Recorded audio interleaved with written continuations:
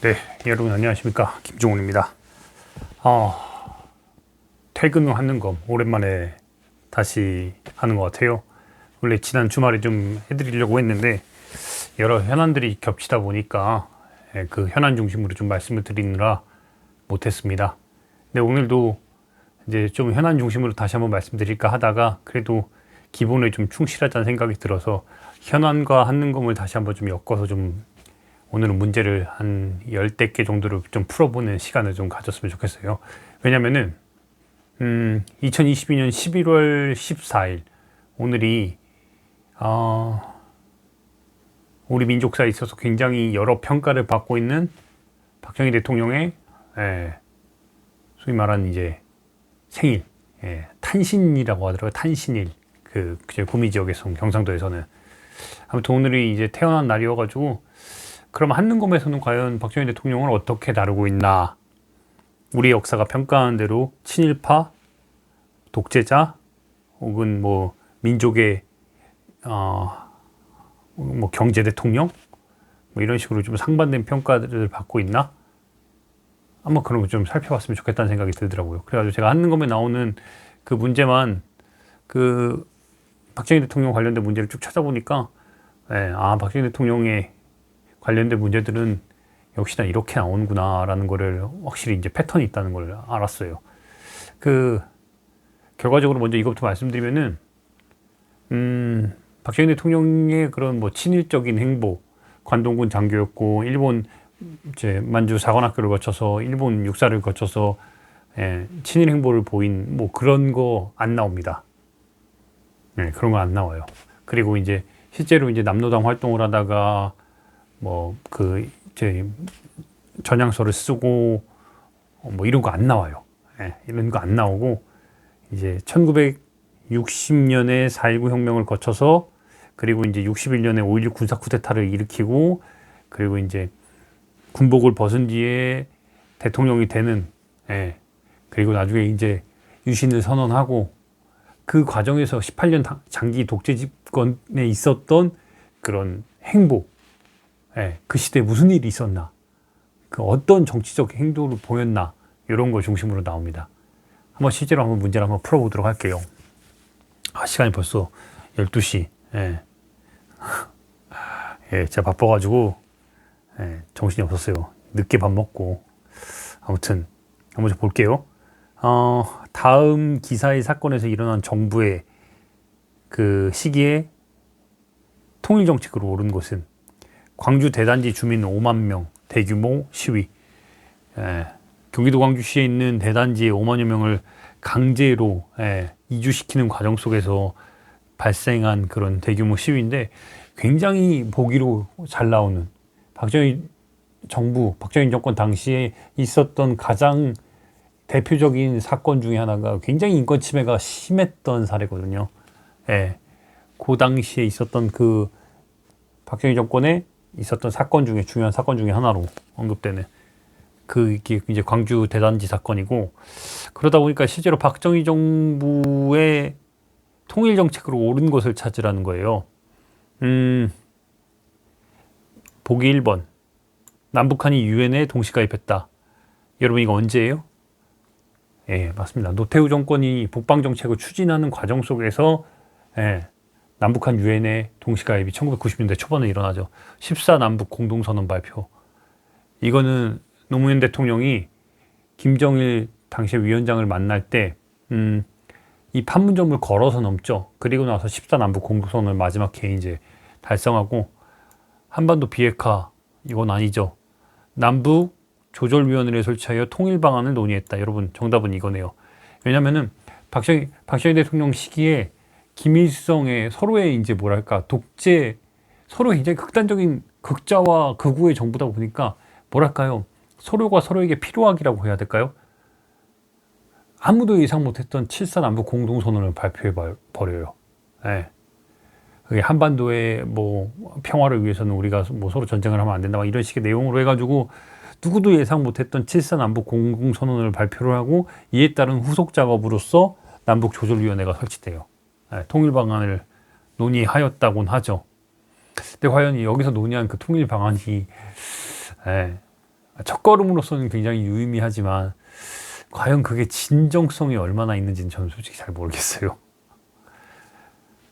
남북한의 교류 협력을 위한 개성 공업지구 건설에 착수했다. 이거 언제죠? DJ 때죠? 네. 정답은 뭐 어렵지 않았고, 또 다른 문제를 한번 살펴볼까요? 가와 나 시기에 있었던 사실로 옳은 것을 보기에서 고른 것은 국군 장교가 위원으로 선출되었으며 3권을 장악하고 국회의 권한을 행사하는 최고 통치기구인 국가재건 최고회의를 출범했다. 여러분, 국가재건 최고회의. 박정희 대통령이 1961년 5.16 군사 반란을 일으키고 군사 정변을 일으키고 나서 국가재건 최고회의를 출범시키죠. 그러나서 국민의 직접 선거로 대의원이 선출되었으며 통일정책을 최종 결정하고 대통령 선거권 등을 행사하는 통일주체 국민회의가 발족하였다. 여러분, 유신 후에 박정희 대통령이 유신 말 그대로 자기 집권, 나 죽을 때까지 대통령 하려고 유신 체제를 선포하고 나서, 그러고 나서 이제 명목적인 말 그대로 그냥 스스로에게 정당성을 부여하는 선거를 치르죠. 뭘 통해서? 통일주체 국민회의를 통해서. 그러니 이거는 1960년대 초반과 1970년대 그 초반의 사이에 있는 이야기니까 1960년대에 일어난 사건들을 고르면 되는 거죠. 장기 집권을 통해 삼선개헌안이 통과되었다. 요거네요. 삼선개헌안. 이건 유신 전에 발효된 거니까. 2차 석유파동으로 경제 불황이 심화되었다. 2차 석유파동. 이 박정희 정권 때 일어난 일이긴 해요. 근데 70년대 후반. 이 석유파동이 일어남으로써 굉장히 내부적인 불안 요소도 막 다시 한번 크게 올라서요. 베트남 파병, 브라운 각서 체결. 60년대 맞죠? 박정희 대통령이 경제, 그러니까 뭐랄까요, 산업의 전반적인 우리나라의 경제의 틀을 바꾸기 위해서 돈을 차관을 해야 되는데, 미국에서 돈을 빌려와야 되는데, 거기에 대한 딜로서 우리나라 청년들을, 우리나라 군인들을 베트남에 파병시키죠. 1960년대 바로 이제 자기가 집권을 하자마자. 그거네요. 기억 디귿. 대통령의 긴급명령으로 금융실명제가 실시되었다. 이건 언제예요? YS죠. YS가 제일 잘한 일 중에 하나죠. 금융실명제. 이 금융실명제 하나의 척결, 민족의 역사를 바로 세우는 과정, 이 모든 것들이 YS의 굉장히 명징한 업적들이죠. 그러다 보니까 YS가 IMF 터지기 전까지는 와, 우리 이 정도로 이렇게 인기가 있었나 대통령이 싶을 정도로 막 90%에 육박했어요. 막 지지율이. 그랬습니다. 정답은 기억과 디귿이네요. 이거 약간 좀 까다로운 문제일 수 있어요. 왜냐하면 2차 석유파동이, 이 석유파동이 박정희 정권 때 일어난 건데, 이건 시기를 벗어나는 겁니다. 요 사이에 있는 시기를. 그리고 세 번째 볼까요? 다음 기념사를 발표한 정부의 시기에 있었던 사실로 옳은 것은 국민교육원장. 박정희 대통령 때 있었던 대표적인 정책입니다. 국민학교란 명칭을 초등학교로 변경했다. 1996년이에요. 왜냐면은 제가 국민학교 정말 마지막 세대, 제 다음 후배부터는 초등학교입니다. 이게 제가 정확하게 기억을 하고 있어요.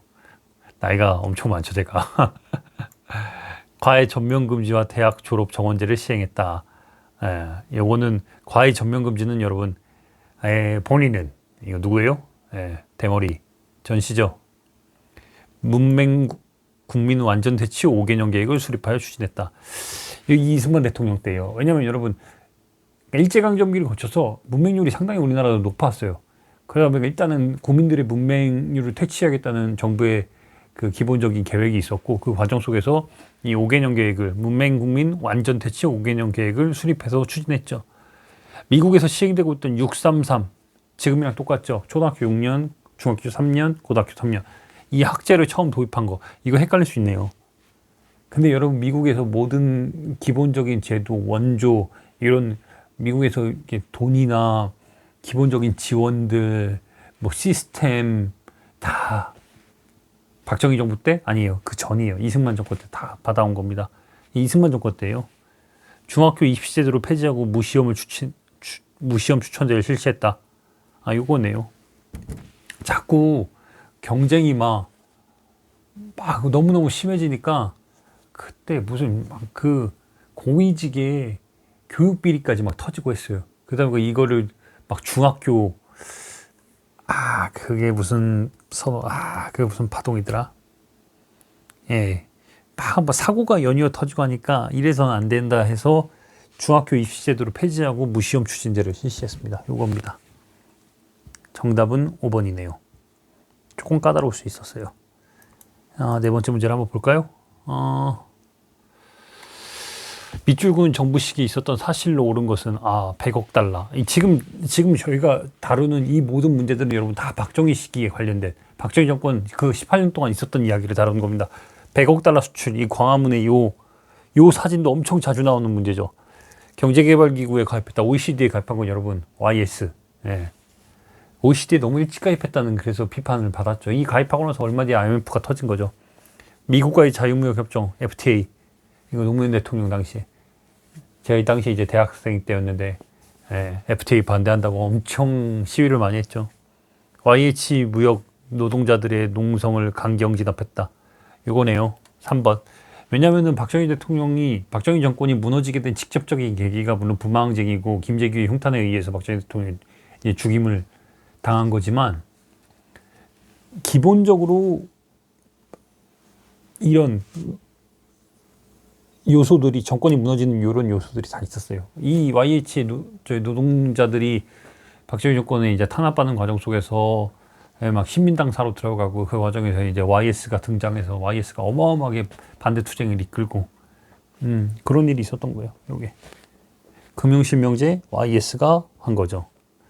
노사정위원회 DJ가 IMF를 극복하는 과정 속에서 우리가 한번 노사정이 다 같이 모여가지고 극복의 위기 방안을 만들자 해서 만든 게 바로 노사정위원회죠. DJ 때. 정답은 3번. 그리고 5번째 문제 한번 봅시다. 가나 문서가 작성된 시기 사이에 있었던 사실로 옳은 것은 3점짜리 무상원조. 한국 측은 3억 5천만 달러, 일본 측은 2억 5천만 달러 주장한 바 3억 달러 10년에 걸쳐. 이거 한일협정이네요. 예, 김종필. 박정희 대통령의 처조카였던 김종필 총리가 당시에 이제 일본에 가서 1965년에 비밀스럽게 조약을 추진하고 오죠. 이 당시에 이 한일협정 때문에 일본이 지금까지도 제대로 된 사과와 배부상을 안 하고 있는 거예요. 요게 자기들은 그때 다 갚았다고 해가지고. 그래서 10년에 따른 3억 달러 이제 공유하는 조건으로. 그리고 이제 나는 볼까요? 최약 당사국 간의 외교 및 영사 관계를 수립한다.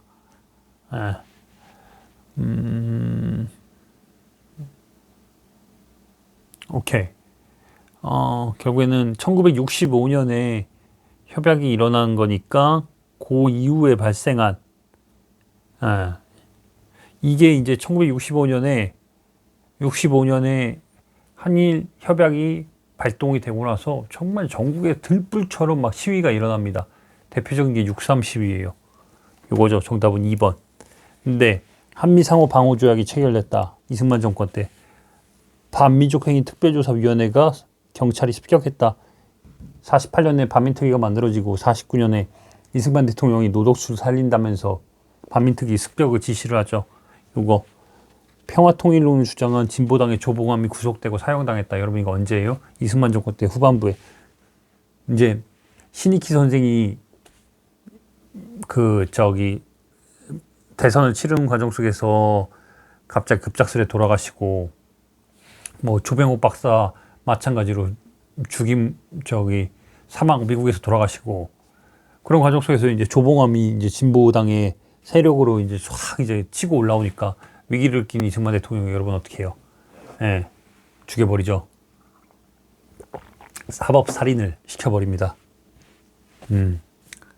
보안법 위반으로 유상매수와 유상분배 원칙을 농지개혁법에 제정했다.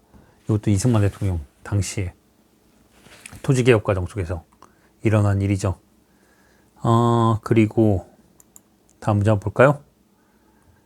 다음 기사 내용이 보도된 정부 시기에 볼 수 있는 모습으로 옳은 것은 금지곡, 대중가요를, 긴급조치, 국가보안법 위협, 외색풍, 창법 저속, 불신풍조 조장, 퇴폐성. 기러기 아빠, 이미자, 거짓말이야, 김추자, 이장의 그건 너, 미인, 신중현. 한 번 보고 두 번 보고 이거죠. 예. 이런 게 금지곡으로 선정됐었죠. 옳은 것은 당시의 모습. 프로축구, 이 대머리, 전두환, 그때고. 개성공단, 여러분 언제예요? DJ 때 이제 개성공단이 이제 착수가 돼서, 예. 그 뒤로 이제 완성돼가는 과정이 있었죠. 금융실명제, YS. 거리에서 자를 들고, 풍기물라, 미니스컬 단속. 이미 여기에 정답이 다 있네요. 요 내용이. 4번. 외환의 길을 극복을 위한 금모기 운동. 이거는 DJ 때 잘 아시죠? IMF를 극복하려고. 7번. 다음 사실이 있었던 정부 경제 상황. 포항제 철이 여러분 언제 만들어졌어요? 네, 맞습니다. 이게 또 박정희 정권 당시에요. 그래서 우리나라가 기존에 이제 경공업이던 우리나라의 뭐랄까요, 경제 시스템을 중화공업으로 바꾸는 게 바로 이제 박정희 정권 때. 요게 박정희 대통령의 가장 큰 치적으로 우리나라의 경제적인 이 전반적인 시스템을 바꿨다는 게 굉장히 큰 치적으로 이제 지금까지도 추앙받는 거죠. 정답은 2번. 3차 경제개발 5개년 계획. 이 경제개발 5개년 계획도 엄밀히 따지면은 장면 정부 때 이미 계획을 세워놨던 거예요. 이걸 그대로 그냥 승계해가지고 추진을 한 거죠. 네. 항상 정답은 여러분, 현대사 파트에서의 정답은 굉장히 쉬워요.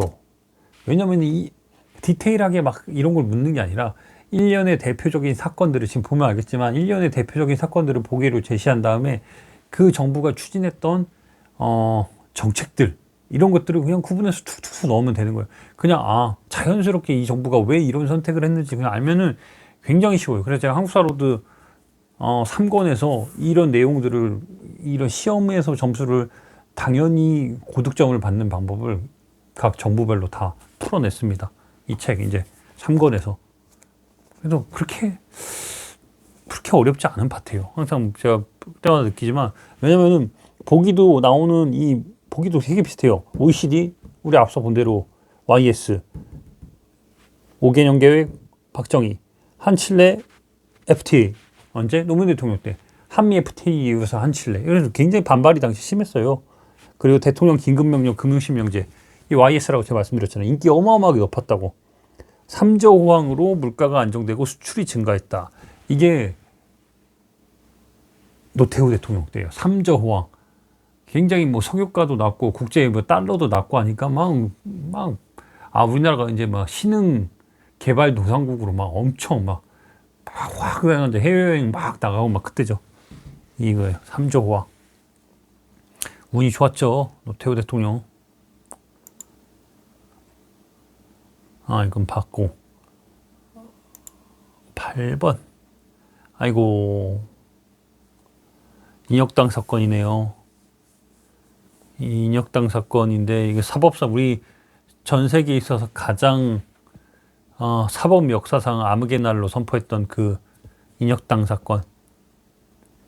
사형 선고가 나오고 나서 18시간 만에 이 인혁당, 소위 인혁당 사건의 주모자들을 다 그냥 사형시켜버렸죠.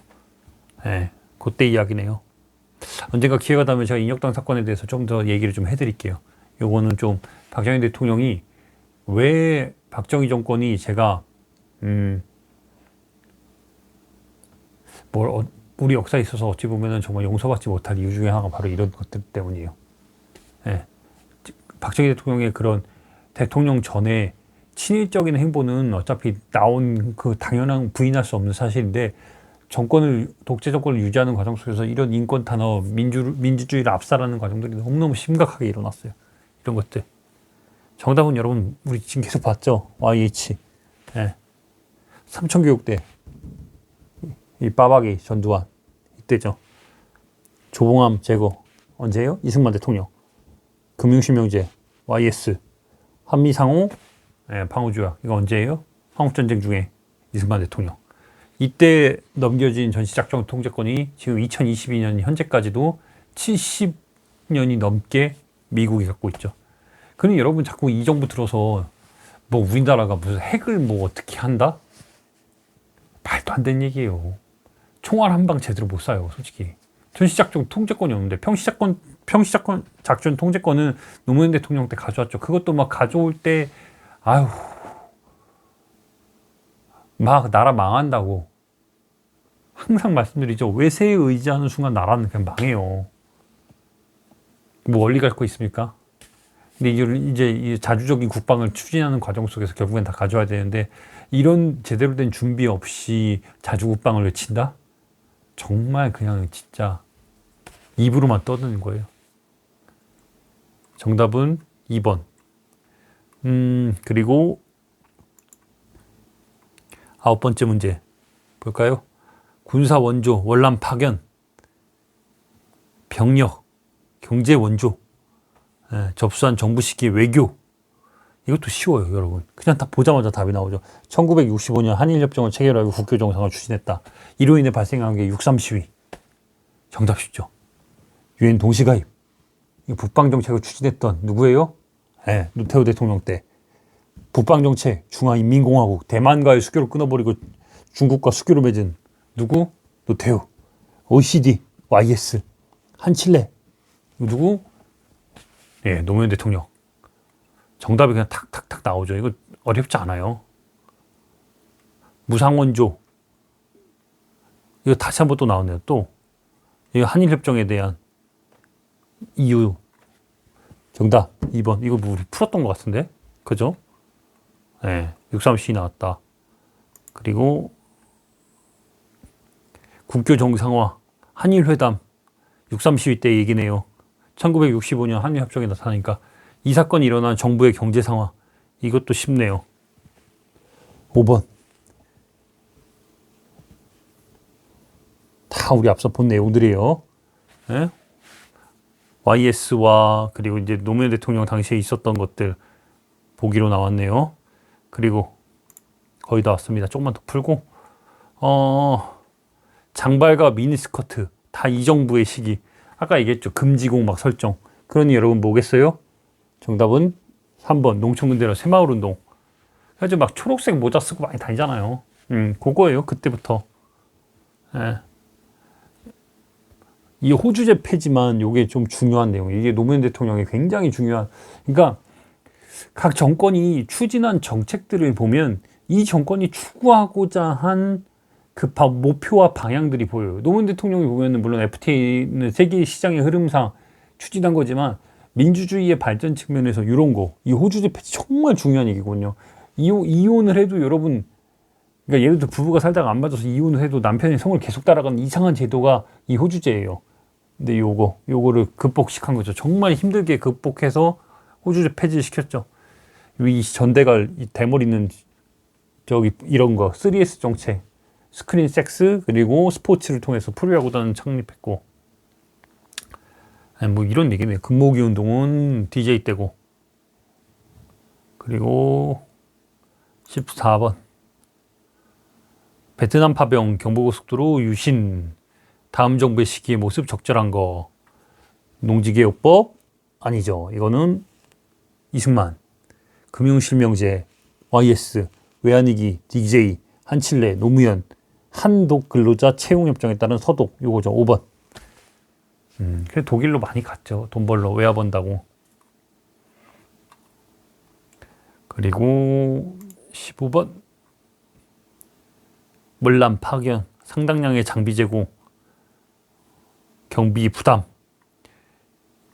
접수한 시기에 오른 경제 상황. 1번 5개년 계획. 이거 여러분 보기는 지금 우리가 이게 그래서 쉽다는 거예요. 이런 보기들이 여러분 다 동일해요. OECD, FTA, 유상매수, 유상분배, 금융거래 실명제. 이제 다 아시겠죠, 여러분. OECD 언제? YS, FTA, 노무현, 유상매수, 유상분배, 이승만, 금융실명제, YS. 쉬워요. 16번 월남 파병, 한일협정 60년대 초중반 때 있었던 3공화국 시기에 언제예요? 옳은 것은 다시 6.29 선언. 이거 저기 노태우 대통령이 했죠. 노태우가 했죠. 이러고 나서 이제 87년에 요랑쟁이 발발하니까 6.29 선언을 해서 당시에 넘버 2였던 6.29 선언을 함으로써 이제 민주주의로 이제 본격적인 직선제가 이제 이루어지기 시작했고, 한미방문 상호주의야.